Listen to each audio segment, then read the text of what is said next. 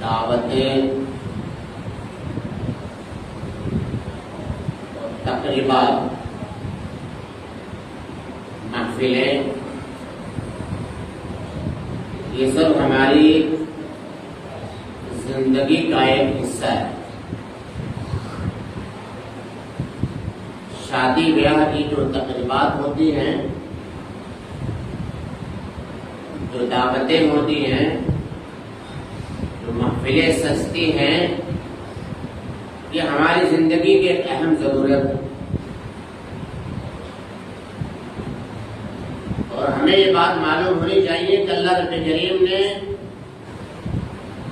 زندگی کے تمام شعبوں میں ہماری رہنمائی فرمائی۔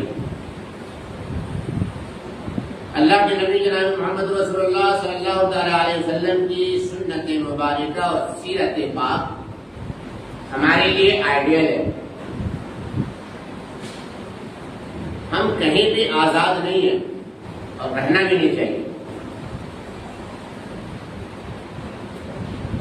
ہم ایک اللہ کو اپنا رب ماننے والے اور حضرت محمد مصطفیٰ صلی اللہ تعالی علیہ وآلہ وسلم کو اپنا نبی اور رسول تسلیم کرنے والے لوگ، تو ظاہر ہے کہ ہماری زندگی میں اللہ رب کریم کا حکم اور پیارے آقا حضرت محمد مصطفیٰ صلی اللہ تعالی علیہ وآلہ وسلم کا طریقہ ہونا بہت ضروری ہے۔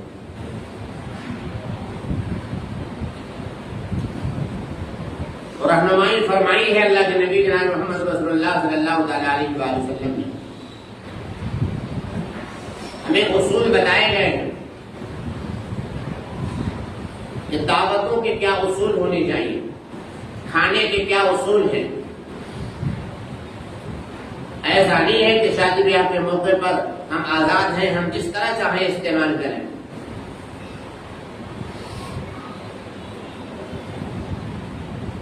اللہ کے نبی جناب حضرت محمد مصطفیٰ صلی اللہ تعالی علیہ وآلہ وسلم کی پوری حیات طیبہ ہم ایمان والوں کے لیے اسوہ حسنہ ہے، ایک آئیڈیل، ایک نظیر ہے، ایک مثال ہے اور مشعل راہ ہے ہمارے لیے۔ آج ہمیں آپ صلی اللہ تعالی علیہ وآلہ وسلم کی سیرت پاک معلوم نہ ہونے کی وجہ سے، سنتوں کا علم نہ ہونے کی وجہ سے، دینی تعلیم سے دوری ہو جانے کی وجہ سے آج ہم شادی بیاہ میں کھانے پینے کے معاملے میں خاص طور سے بدنام ہیں، اور یہ بڑے شرم کی بات ہے۔ مسلم سماج اور مسلم قوم دعوتوں کے معاملے میں وہ قوم جو آئیڈیل تھی، وہ امت جو آئیڈیل تھی، نظیر تھی پوری دنیا کے لیے، آج جن لوگوں نے اس امت محمدیہ سے طور طریقے سیکھے، آج انہی لوگوں کی نظروں میں ہمارا مذاق بن رہا ہے۔ شادی بیاہ کے پروگرام میں، دعوتوں میں، محفلوں میں ہم بالکل بھول جاتے ہیں کہ کھانے پینے کا اصول کیا ہے۔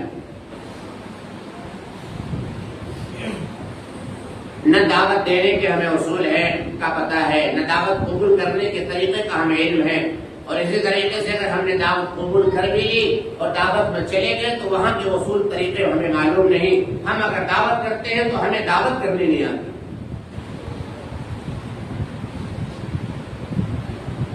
یاد رکھیں، شریعت کے اصول صرف مسجدوں کے لیے نہیں ہوتے، صرف عبادتوں کے لیے نہیں ہوتے۔ صاحب اگر ہم ان مسائل پر ہم نے عمل نہیں کیا تو نماز ہماری نہیں ہوگی، ہم نے ان مسائل پر عمل نہیں کیا تو ہمارے روزے خراب ہو جائیں گے، ان مسائل کو اگر ہم نے توجہ نہیں دی تو ہمارا وضو ٹوٹ جائے گا۔ یہ مسئلہ نہیں ہے کہ کھانے پینے میں ہم بالکل آزاد ہو گئے۔ جس طرح یہ چیزیں ہماری ضروری ہے کہ وضو کے ہمارے آداب، وضو کے مستحبات، وضو کے اصول اور شرائط ہمیں معلوم ہیں، اور ظاہر ہے کہ ایک شرط بھی اگر نہیں پائی گئی تو وضو ٹوٹ جاتا ہے، نماز ٹوٹ جاتی ہے، روزے ٹوٹ جاتے ہیں۔ میرے بھائیوں، اسی طریقے سے ہماری زندگی کے دیگر مراحل میں، دیگر میدان میں بھی ہماری شریعت ہماری رہنمائی کرتی ہے، وہاں بھی ہمیں شریعت کے رہنما اصولوں کو ماننا اور تسلیم کرنا چاہیے۔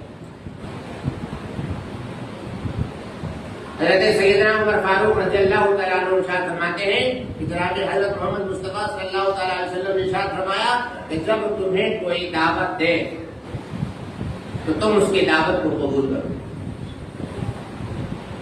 دعوت کا قبول کرنا یہ سنت ہے. دعوت کا قبول کرنا شعائر اسلام میں سے.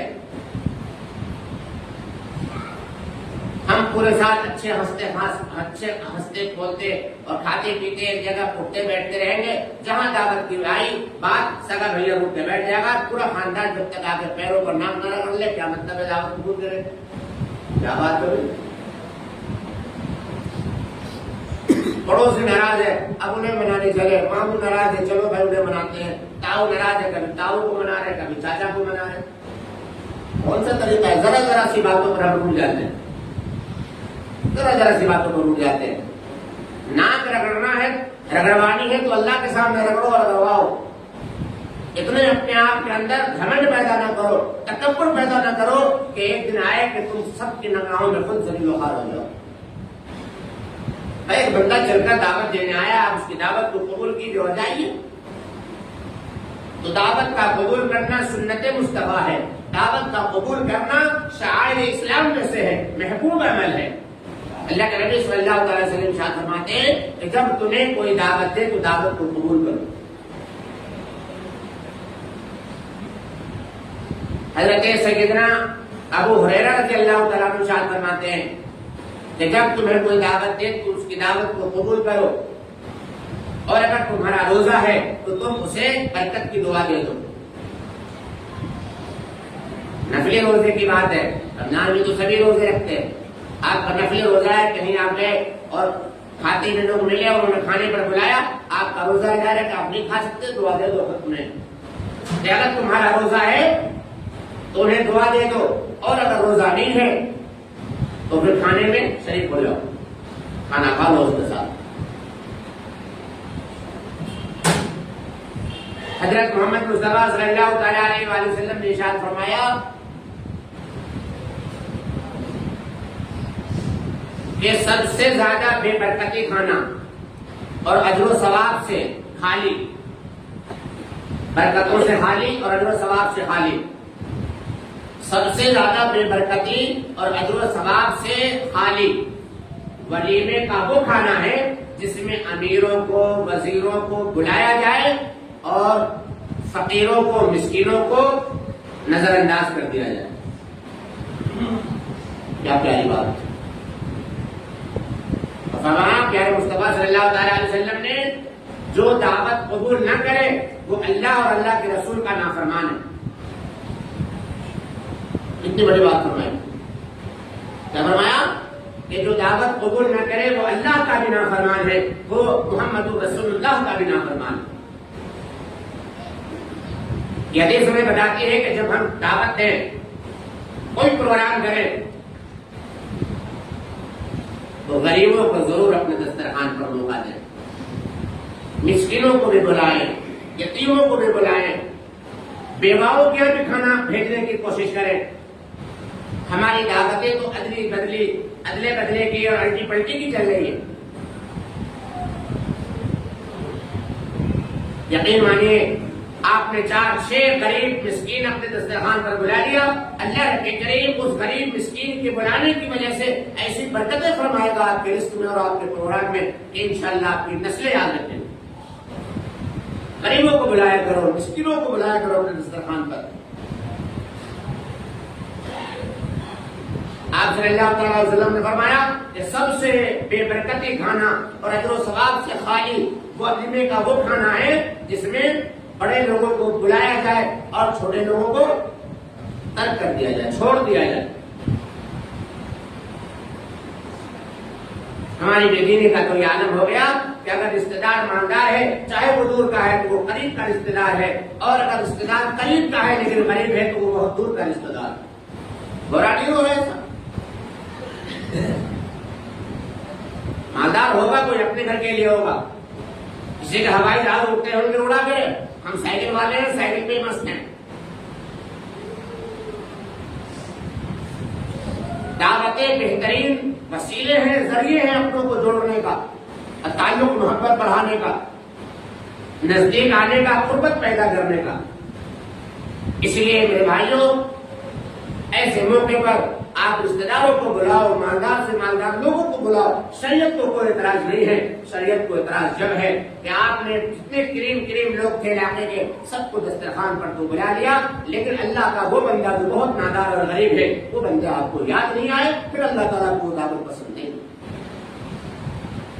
دعوت رسول اللہ کو پسند نہیں ہے صلی اللہ تعالیٰ علیہ وسلم۔ اسی لیے تو اللہ کے نبی نے فرمایا کہ وہ کھانا بے برکتی ہے، وہ کھانا اجر و ثواب سے خالی ہے۔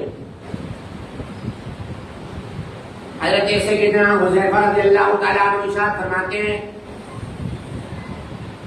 کہ کھانا لگ جاتا، ہم اللہ کے نبی صلی اللہ تعالیٰ علیہ وسلم کے ساتھ دسترخوان پر کھانے کے لیے بیٹھے ہوتے، صحابہ بھی بیٹھے ہوتے، جب تک آقا نامدار حضرت محمد مصطفیٰ صلی اللہ تعالیٰ علیہ وسلم کھانے سے ہاتھ نہیں لگاتے، بسم اللہ نہیں پڑھتے، کھانا شروع نہیں کرتے، ان سے پہلے ہم لوگوں نے کبھی کھانا شروع نہیں کیا۔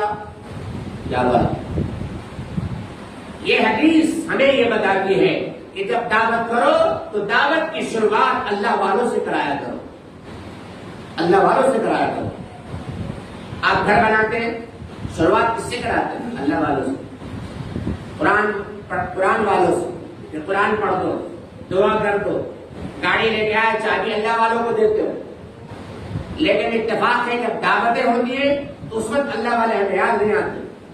حضرت حذیفہ فرمانے کہ ہم کھانے پر بیٹھے ہوتے ہیں اللہ کے نبی صلی اللہ تعالیٰ علیہ وسلم کے ساتھ، جب تک آپ صلی اللہ تعالیٰ علیہ وسلم کھانا شروع نہیں فرما دیتے ہم کھانا شروع نہیں کرتے تھے۔ مطلب کیا ہوا کہ کھانے کی شروعات بھی اللہ والوں سے ہونی چاہیے۔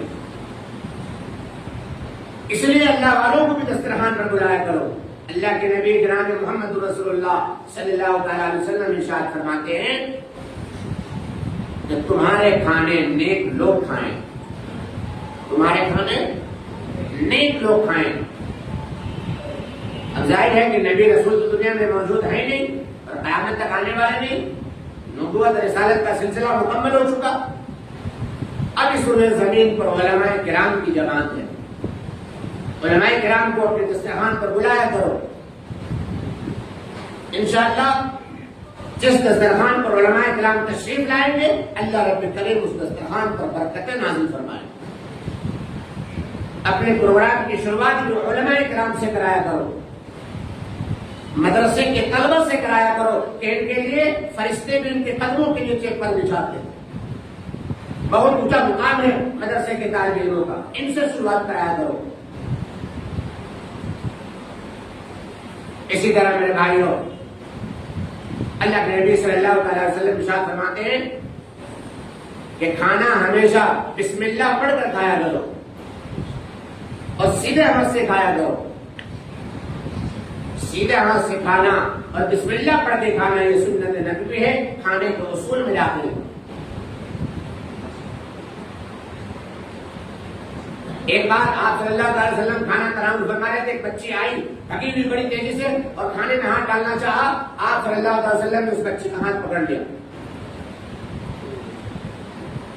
ایک ہاتھی آیا بھگا ہوا بڑی تیزی سے اور اس نے بھی پلیٹ میں ہاتھ ڈالنے کی کوشش کی، آپ صلی اللہ علیہ وسلم نے ہاتھ پکڑ لیا، کڑھائی پکڑ لی، اور آپ صلی اللہ تعالیٰ علیہ وآلہ وسلم نے ارشاد فرمایا کہ جس کھانے سے پہلے بسم اللہ نہیں پڑھا جاتا وہ کھانا شیطان اپنے لیے حلال کر لیتا ہے۔ کہ میں نے دونوں کے ساتھ شیطان تھے، اس بچی کے ساتھ بھی اس کے ہاتھ کے ساتھ بھی، کہ میں نے شیطان کو پکڑ لیا۔ فرمایا اللہ کے نبی صلی اللہ علیہ وسلم نے قسم کھا کر اللہ رب کریم کی کہ اللہ رب ذات کی قسم جس کے ہاتھ میں میری محمد کی جان ہے، یہ بچی کا ہاتھ میرے ہاتھ میں ہے، بچی کے ساتھ ساتھ شیطان کا ہاتھ بھی میرے ہاتھ میں تھا۔ جی کھانا کھائیں بسم اللہ پڑھ کر کھایا کریں۔ اسی طرح کھانے کے اصول میں سے ہے کہ جب کوئی نوالا گر جائے دسترخوان کھاتے ہوئے کسی وجہ سے سلپ کر جائے اور نوالا گر جائے، آپ صلی اللہ علیہ وسلم ارشاد فرماتے ہیں اس نوالے کو صاف کر کے پوچھ کر کھا لو۔ یہ تو حدیث آپ نے بہت مشہور ہے، سنی ہوگی، آپ سب کو یاد بھی ہوگی۔ کوئی لقمہ گر جائے پوچھ کر اٹھا کر صاف کر کے کھا لو. ہماری شادیوں کا کیا؟ شادیوں میں جو ہم گھر گھر کر لاتے ہیں پلیٹیں، تھوڑا کئی پلیٹیں لیا ہے، تھوڑا سا اس میں سے لیا، ذرا سا اس میں سے لیا، ذرا سا اس میں سے لیا، اور اتنا کھانا چھوڑ جاتے ہیں کہ 2-3 آدمی اور کھا لیں. حدیث کیا کہتی ہے؟ میرے آج کے آقا مصطفیٰ صلی اللہ علیہ وسلم کیا فرما رہے ہیں؟ کھاتے ہوئے نوالا گر جائے پوچھ کر صاف کر کے کھا لو. اسی طرح آپ صلی اللہ علیہ وسلم فرماتے ہیں کہ اپنے ہاتھ کو اس وقت تک نہ پوچھو کپڑے سے یا ٹیشو پیپر سے جب تک اپنی انگلیوں کو چاٹ نہ لو. کیا مطلب؟ تاکہ کھانے کا کوئی ریشہ، کھانے کا کوئی ٹکڑا انگلیوں کے درمیان پھنسا نہ رہ جائے. پہلے صاف کر لو، چاٹ کر کے صاف کر لو، پھر ہاتھ کو پوچھو یا دھو. وہ ایمان والے، وہ مسلمان، وہ قوم جس کے رہبر کی اتنی پیاری بات ہو، جس کے رہبر نے اتنے اچھے اصول دیے ہو، اس عظیم رہبر کے ماننے والے مسلمانوں کا حال یہ ہے کہ مال مفت دل برہم شادی بیاہ کے موقع پر ہم ایسے ٹوٹ کے پڑھتے ہیں، ایسے ٹوٹ کر پڑھتے ہیں کہ ہمیں یاد بھی نہیں رہتا کہ ہم انسان ہیں، انسان کی اولاد ہیں. آدم اور حوا ہم ان کی اولاد ہیں. جانوروں سے کم حشر ہمارا نہیں ہوتا. معاف کیجیے گا، یہ بڑی سخت بات ہے. ہم سب شہید ہیں، گنہگار ہیں اس معاملے میں.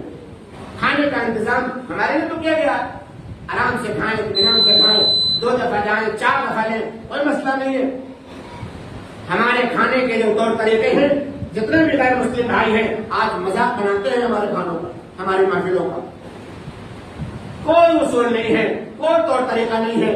مرد بھی کھا رہے ہیں، عورتیں بھی کھا رہی ہیں. اللہ کے بندوں 10 لاکھ کی شادی ہے، 50 لاکھ کی شادی ہے، 20 لاکھ کی شادی کر رہے ہو، 10,000 5,000 کا خواتین کے لیے الگ ٹینٹ نہیں لگا سکتے؟ نہیں لگا سکتے. 20 طرح کے آئٹم کھانے میں، 50 طرح کے آئٹم کھانے میں دیتے ہو، دسترخوان کا بیٹھنے کا انتظام نہیں کر سکتے؟ نہیں کر سکتے انتظام؟ سب کچھ کر سکتے ہیں، ہم سب کچھ کر سکتے ہیں. بس مسئلہ یہ ہے کہ ہمیں اس بات کی پرواہ نہیں ہے کہ اللہ راضی ہے یا ناراض ہے. ہمیں اس بات کی پرواہ نہیں ہے قرآن و حدیث کیا کہتی ہے. ہمیں اس بات کی پرواہ نہیں ہے برکت ہو یا نہ ہو. ہمیں تو اپنی سیکھ کھڑی کرنی ہے، ہمیں تو اپنے موزوں پر تیل لگانا ہے، اپنی خانسادی اور امیری اور بادشاہت شہنشاہی دکھانی ہے. ہمیں کوئی فرق نہیں پڑتا کہ ہم ایمان والے کام کر رہے ہیں یا غیر ایمان والے کام کر رہے ہیں. خدا ہوش میں آؤ، ہوش میں آؤ.